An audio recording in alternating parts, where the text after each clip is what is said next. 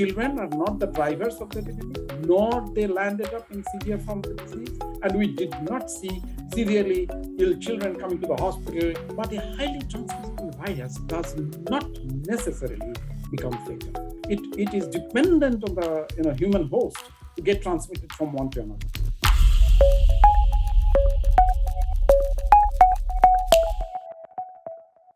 Sir, you know that we have a large proportion of population, which is children, which is like the age group between 2 to 18 years, which is about like 44 crore. What do you think, given this scenario and the new variant, do you think it's important to give vaccines to children? And if that is important, then why is the delay?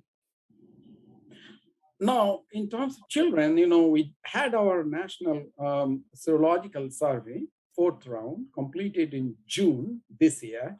And that clearly showed that more than 50% of the children are already infected, meaning that they got infected, exposed to the virus, of course, got infected, and then developed antibodies. And that's what was detected during the fourth round of the national serological survey. And that happened when the schools were closed. So despite schools remaining closed, the children got infected from adults, of course, maybe their family members, parents, grandparents.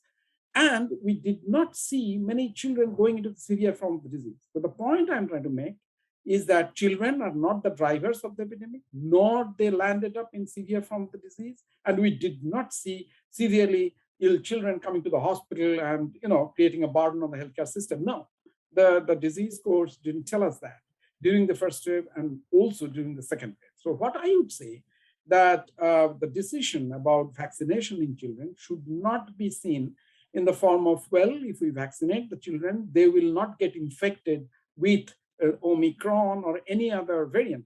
That's wrong. These vaccines are disease-modifying vaccines. They are not infection-preventing vaccines. So if somebody gets infected with a variant of SARS-CoV-2 against which the vaccine is effective, then that individual will not go, and we are talking about adults here, will not move into the advanced stage of the disease or might not require hospitalization or oxygen, or even the unfortunate event of death. That will also get reduced. So all these are about disease modification that happens, disease course modification that happens following vaccination, after which one could acquire infection. So I would say that if the vaccination in children is discussed at all, we should probably start from the adolescent group or the children who were older compared to the very young children. And so that should not create a panic at all. So rather, the parents of the children, the school teachers, the school support staff, and all the adults who are eligible should now be covered as quickly as possible with the ongoing vaccination program in India. We have seen a surge when the Delta came to India. Do you think, in that sense, if Omicron also comes, like we are better immune to the variant, it won't affect India as much as the other countries?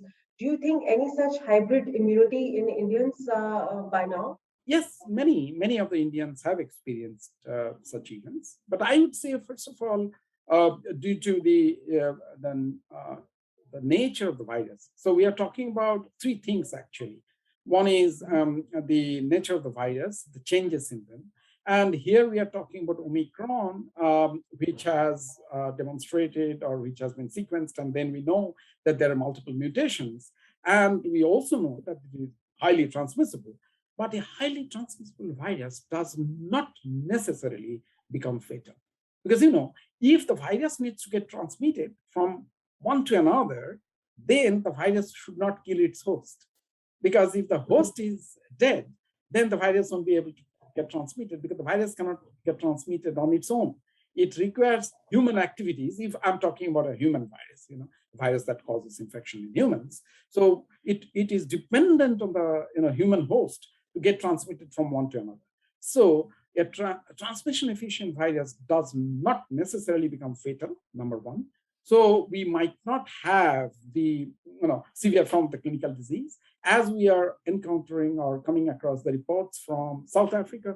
which says that majority of the infections have happened or have taken place in a very shorter period of time, which actually underlines the transmission efficiency of the virus, but not many of them were severely ill. So the virus per se is causing a disease or a clinical manifestation of the viral infection. We are talking about the Omicron mutant of SARS-CoV-2 virus here.